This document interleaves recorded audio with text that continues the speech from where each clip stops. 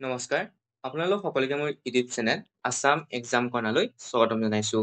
আজি আপোনালোকৰ বাবে লৈছো এটা নতুন ভিডিঅ'টো হৈছে নৰ্থ লখিমপুৰ কলেজৰ যি ইউজি পিজি আৰু বিএড এডমিশ্যন আছে আপোনালোকৰ 25 বৰ্ষ সেই বিষয়ে জনাম। 2024 বৰ্ষৰ 25 বৰ্ষৰ যিখন প্ৰস্পেক্টাছ আছিল সেইখনৰ ওপৰত ভিত্তি কৰি আপোনালোকক জনাম যে এই বছৰ অনলাইন আবেদন কেতিয়াৰ পৰা আৰম্ভ হ'ব পাৰে বা কি কোৰ্চ আছে নৰ্থ লখিমপুৰ কলেজত বৰ্তমান ইউনিভাৰ্চিটি। তাৰপিছত আপোনালোকৰ কি কোৰ্চ আছে, ইনটেক কেপাচিটি কিমান, ফিজ কিমান, সেইখিনি আপোনালোকক জনাবলৈ চেষ্টা কৰিম। গতিকে প্ৰথমৰ পৰা শেষলৈকে ভিডিঅ'টো চাব। নৰ্থ লখিমপুৰ কলেজ বুলি আগতে জনা গৈছিলে, এতিয়া আপোনালোকৰ নৰ্থ লখিমপুৰ ইউনিভাৰ্চিটি হ'ল। গতিকে আপোনালোকে ইয়াত ইউজি পিজি আৰু বিএড পঢ়িব পাৰিব। তাৰ কাৰণে ইয়াত যিখিনি তথ্য আছে সেইখিনি আপোনালোকক আজি মই জনাম আজি। তাৰ কাৰণে প্ৰথম আপোনালোকে চাব, আপোনালোকক প্ৰথম জনাম 4 year আণ্ডাৰ গ্ৰেজুৱেট প্ৰগ্ৰেম অৰ্থাৎ ইউজি বিষয়ে জনাম। আপোনালোকৰ ইয়াত কি কোৰ্চ আছে সেইটো বিষয়ে জনাম, তাৰপৰা পিজি তাৰপৰা বিএডৰ বিষয়ে আপোনালোকক জনাই যাম। ইয়াত আপোনালোকে চাব, ইয়াত আপোনালোকক উল্লেখ কৰিছে যে 4 year ইউজি আপোনালোকৰ 4 বছৰীয়া, সকলোৱে জানে যে আপোনালোকৰ যিটো ডিগ্ৰী আছে আজিকালি 4 বছৰীয়া হ'ল, যিটো আপোনালোকৰ নতুন শিক্ষানীতিৰ মতে আপোনালোকৰ 4 বছৰীয়া ডিগ্ৰী। গতিকে আপোনালোকে 4 বছৰ পঢ়িব লাগিব। কি কোৰ্চ আছে সেইখিনি আপোনালোকক মই জনাই দিম। ইয়াত আপোনালোকৰ এইখিনি আপোনালোকে তথ্যখিনি চাব পাৰে, যিখিনি CDEF খিনি দিয়া আছে আপোনালোকৰ পঢ়ি চাব পাৰে। এইখিনি ইয়াতে ইমান ইম্পৰ্টেণ্ট নাই, গতিকে আপোনালোকে এইখিনি পঢ়ি চাব পাৰে। তললৈ স্ক্ৰল ডাউন কৰিলে আপোনালোকে দেখিব এইখিনি আপোনালোকৰ চেমিষ্টাৰ ৱাইজ কেনেকে ভাগ কৰা হৈছে বা কি পঢ়িব লাগিব সেইখিনি কথা কৈছে, সেইখিনি আপোনালোকে চাব পাৰে। তললৈ স্ক্ৰল ডাউন কৰি দেখিব ইয়াত ফিজ ষ্ট্ৰাকচাৰ কৈছে BA-BSc ইন্টিগ্ৰেট MA-MSc, অৰ্থাৎ আপোনালোকে ইয়াত MA-MSc কৰিব পাৰে ইন্টিগ্ৰেট। অৰ্থাৎ ইন্টিগ্ৰেট মানে হৈছে আপোনালোকৰ BA-BSc পঢ়াৰ লগতে MA-MSc আপোনালোকে নৰ্থ লখিমপুৰ ইউনিভাৰ্চিটিত কমপ্লিট কৰিব পাৰে। অৰ্থাৎ আপুনি যদি HS পাছ কৰিব, HS পাছ কৰি আহিছে, তেতিয়াহ'লে আপুনি আপোনাৰ BA-BSc কমপ্লিট হ'ল, লগতে MA-MSc একেবাৰতে কমপ্লিট হৈ যাব, যিটো কোৱা হয় ইন্টিগ্ৰেটেড MA-MSc। গতিকে আপোনালোকে MA-MSc কৰিব পাৰে একেবাৰতে। তাৰ কাৰণে আপোনালোকৰ BA-BSc বা ইন্টিগ্ৰেট MA-MSc কাৰণে যিটো ফিজ ষ্ট্ৰাকচাৰ আছে সেইটো ইয়াত উল্লেখ কৰিছে। ইয়াত আপোনালোকে চাব উইদাউট প্ৰেক্টিকেল এমাউণ্ট 4,060 টকা আৰু উইথ প্ৰেক্টিকেল আপোনালোকৰ 4,960 টকা। অৰ্থাৎ আপোনালোকৰ পেমেণ্টৰ ডিফাৰেঞ্চ বেছি নাই, 900 টকা ডিফাৰেঞ্চ আছে প্ৰেক্টিকেলৰ কাৰণে। আৰু যিসকলৰ প্ৰেক্টিকেল নাথাকিব তেওঁলোকে 4,060 টকা আপোনালোকৰ এডমিশ্যনৰ সময়ত দিলেই হ'ল। যদি আপোনালোকৰ ফি ৱেইভাৰ হয়, অৰ্থাৎ গভৰ্ণমেণ্টৰ যিখন নটিফিকেশ্যন আহে যে ফি ৱেইভাৰ ল'ব পাৰে, তেতিয়াহ'লে আপোনালোকে এইখিনি ফ্ৰীকে পাই যাব।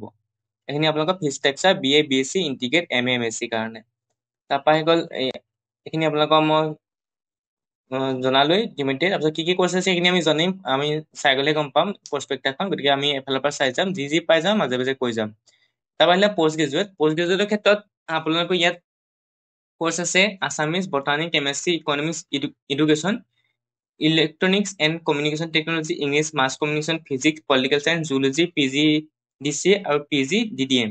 ইয়াত প্ৰত্যেকৰে চিট কেপাচিটি আপোনালোকৰ 30টা, 12টা, 22টা, 20টা, 12 তেনেকে চিট আছে।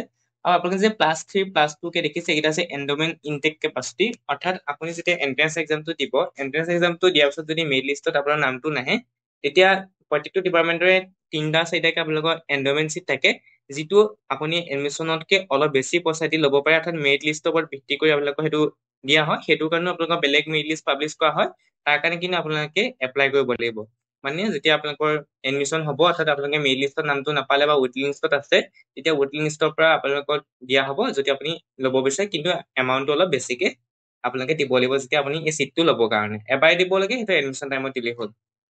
তাৰপৰা এইখিনি আপোনালোকে চাব পাৰে। এডমিশ্যন প্ৰচিডিউৰ ইয়াত উল্লেখ কৰিছে all candidate must appear entrance examination। এইটো হৈছে এন্ট্ৰেন্স এক্সাম দিব লাগিব। The total marks of the entrance examination 50, time 2 ঘণ্টা। অৰ্থাৎ মাৰ্কছ থাকিব 50 মাৰ্ক, টাইম 2 ঘণ্টা বুলি কৈছে। তাৰপৰা এডমিট কাৰ্ড ৰোল নম্বৰবোৰ আপোনালোকে গম পাব। তাৰপিছত কৈছে for preparation of the merit list 50% marks will be taken from the degree BA-BSc BCom examination and 50 marks from entrance examination. অৰ্থাৎ আপোনালোকৰ ইয়াত দুই ধৰণৰ মাৰ্কছ কেলকুলেশ্যন কৰা হ'ব।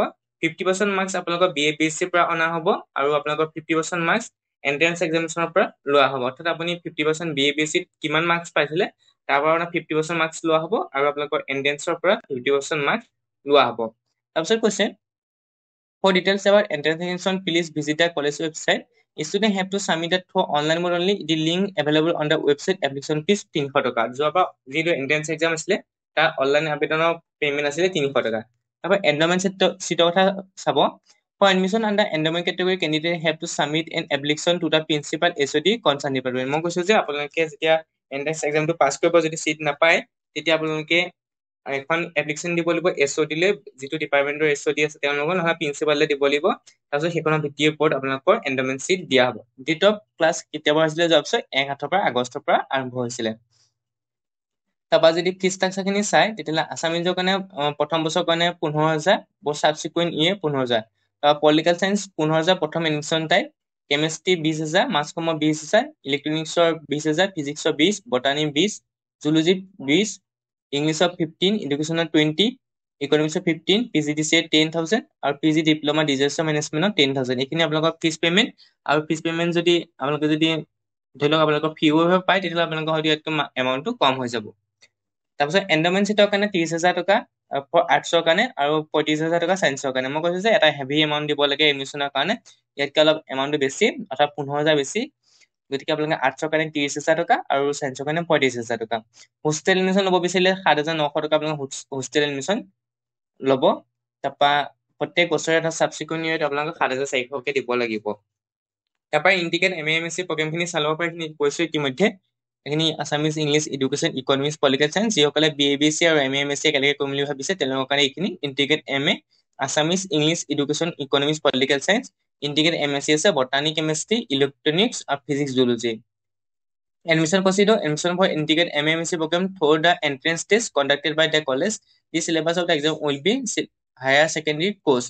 অৰ্থাৎ ইয়াত আপোনালোকে এছএছৰ পাৰ্চেণ্টেজৰ ভিত্তি কৰি আপোনালোকৰ যি BA/BSc বা ইণ্টিগ্ৰেট প্ৰগ্ৰেম সেইটো পঢ়িব নোৱাৰিব। তাৰ কাৰণে আপোনালোকে এণ্ট্ৰেন্স এক্সাম এটা দিব লাগিব নৰ্থ লখিমপুৰ ইউনিভাৰ্চিটিৰ কাৰণে। গতিকে আপোনালোকে যিসকলে এছএছ পাছ কৰিব, পাছ কৰাৰ পিছত যদি আপোনালোকে ইয়াত পঢ়িব বিচাৰে তেতিয়াহ'লে আপোনালোকে এটা এণ্ট্ৰেন্স এক্সামো দিব লাগিব।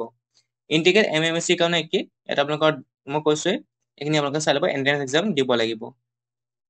তাৰপৰা আহিলে আপোনালোকৰ আণ্ডাৰ গ্ৰেজুৱেট প্ৰগ্ৰেম। এইখিনি আপোনাৰ bachelor of physical education programme, bachelor of computer application আছে, ইনটেক কেপাচিটি 30K আছে, চিলেবাছ এছএছ ছেকেণ্ড ইয়াৰ এইখিনি মেথমেটিক্স চিলেবাছ আৰু Assam higher secondary logical reasoning. অৰ্থাৎ আপোনালোকৰ চিলেবাছবিলাক আপোনালোকৰ BA/BSc অৰ্থাৎ হায়াৰ ছেকেণ্ডেৰী চিলেবাছ হ'লে হৈ যাব, যিসকলে UG পঢ়িম বুলি ভাবিছে বা ইণ্টিগ্ৰেট পঢ়িম বুলি ভাবিছে।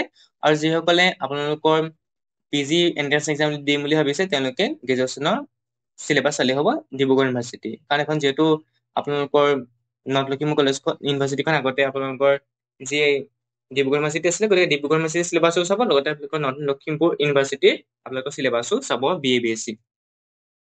তাৰপৰা আহি গ'ল ইণ্টিগ্ৰেটেড BA/BEd। যিসকলে BA কৰিম বুলি ভাবিছে লগতে BEdo কৰিম বুলি ভাবিছে তেওঁলোকে কৰিব পাৰে BA/BEd আৰু BSc-BEd। অৰ্থাৎ আপোনালোকৰ নৰ্মেল BA ডিগ্ৰীটো পালে লগতে BEdটো পাব।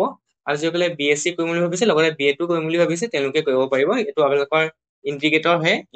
গতিকে আপোনালোকে যদি BA কৰিম বুলি ভাবিছে, BSc কৰিম বুলি ভাবিছে লগতে BEdo কৰিম বুলি ভাবিছে তেতিয়াহ'লে আপোনালোকে এই কৰ্চত অন্তৰ্ভুক্ত হ'ব পাৰে। এটা উল্লেখ কৰিছে, এইখিনি আপোনালোকে চাব। ইয়াত কৈছে আপোনালোকৰ টেক্সট এইখিনি আপোনালোকৰ 4A হ'ব। ইয়াত আপোনালোকৰ কি লেখে এইখিনি কৈছে। Mode of examination to be NTA computer base CBT মোডত হ'ব বুলি কৈছে।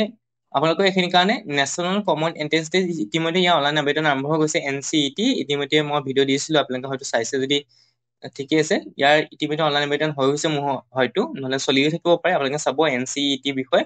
NCET গৈ পেলাই আপোনালোকে অনলাইন আবেদন কৰিব লাগিব BA/BEd পঢ়িবৰ কাৰণে আৰু BSc-BEd পঢ়িবৰ কাৰণে। NCET এক্সামটো আপোনালোকে দিব লাগিব। তাৰপৰা আহিলে আপোনালোকৰ ফেকাল্টি এইখিনি চাব পাৰে। টোটেল চিট অফ BA/BSc আপোনালোকৰ BA/BSc চিট কিমান আছে চাব পাৰে। নৰ্মেল BA/BSc কথা কৈছো। নৰ্মেল BA/BSc হিন্দী 50টা, ফিলচফি 60টা, আছামিজৰ 70, ইংলিছৰ 65। তাৰপৰা ইণ্টিগ্ৰেটেডৰ কাৰণে 9-7টা, তাৰপৰা বটানী 60, 70, 40 আৰু ইণ্টিগ্ৰেটেডৰ কাৰণে 5-5-5। তাৰপৰা আহি গ'ল জিঅ'গ্ৰাফী 70, জিঅ'গ্ৰাফী BSc কাৰণে 10টা, মেথমেটিক্স 10, মেথমেটিক্স 65 BSc কাৰণে, ফিজিক্সৰ 60, ষ্টেটিক্সৰ 10 আৰু BSc ষ্টেটিক্সৰ কাৰণে 30, জুলজি 60, এন্থ্ৰপলজি 60 আৰু 10 BSc এন্থ্ৰপলজি, ইকনমিক্সৰ কাৰণে 50, তাৰপৰা এডুকেশ্যন 70, হিষ্ট্ৰী 60 আৰু পলিটিকেল চায়েন্সৰ কাৰণে 80টা চিট আছে, যিসকলে BA/BSc কৰিম বুলি ভাবিছে অকল BA/BSc। তাৰপৰা জেনেৰেল ইনফৰমেশ্যন এণ্ড গাইডলাইনছ এইখিনি আপোনালোকে চাব পাৰে। And the application process for admission into the first year of BSc integrated MA/MSc এইখিনি আপোনালোকৰ মেনেজমেণ্ট শৰ্মাৰ পৰ্টেলৰ যোগেদি হ'ব। এইখিনি আপোনালোকে যেতিয়া ৰিজাল্ট দিব, আপোনালোকৰ SSৰ ৰিজাল্ট দিয়াৰ পিছতে গম পাব। শৰ্মাৰ পৰ্টেলৰ যোগেদি আপোনালোকে এডমিশ্যন ল'ব লাগিব। গতিকে আপোনালোকৰ এইখিনি ইতিমধ্যে যিখিনি আছে মই কৈ দিলোঁ আপোনালোকৰ। গতিকে আপোনালোকৰ ইয়াত আপোনালোকৰ ক'বলগীয়া হয়তো নাই। আপোনালোকৰ under graduate and post graduate examination বা এক্সামিনেশ্যনৰ বিষয়ে কৈছে, কেনেকৈ এক্সাম পতা হ'ব এইখিনি আপোনালোকে চাব পাৰে।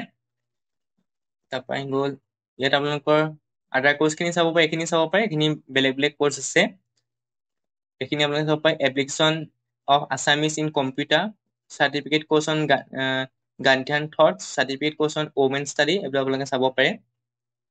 PhD প্ৰগ্ৰেমো আছে, গতিকে এইখিনি আপোনালোকৰ ডিপাৰ্টমেণ্ট অফ মাছ কমিউনিকেশ্যনো পঢ়িব পাৰে, মাছ কমো কৰিব পাৰে, ইয়াত মাছ কমো আছে, কিন্তু মাছ কম যিফালে কৰিম বুলি সেইখিনি চাব পাৰে। তাৰপৰা আৰু তেনেকে আপোনালোকৰ ইয়াত আৰু তেনেকুৱা কোৰ্চ নাই, গতিকে আপোনালোকে যিখিনি মই আপোনালোকক ক'বলগীয়াখিনি কৈ দিলোঁ, এইখিনি আপোনালোকৰ আছিলে। আৰু যিসকলে ইউনিফৰ্ম এইখিনি কৈছে ইউনিফৰ্ম এইখিনি আপোনাৰ পিছত গম পাব, কিন্তু মেইন কথাখিনি মই আপোনালোকক জনাই দিলোঁ। গতিকে এইখিনি আছিলে নৰ্থ লখিমপুৰ ইউনিভাৰ্চিটিৰ তথ্যখিনি UG BEd আৰু PG কাৰণে। যদি ভিডিঅ' চাই উপকৃত হ'ল লাইক কমেণ্ট শ্বেয়াৰ কৰিব, লগতে চেনেলটো ছাবস্ক্ৰাইব কৰি দিব। Thank U.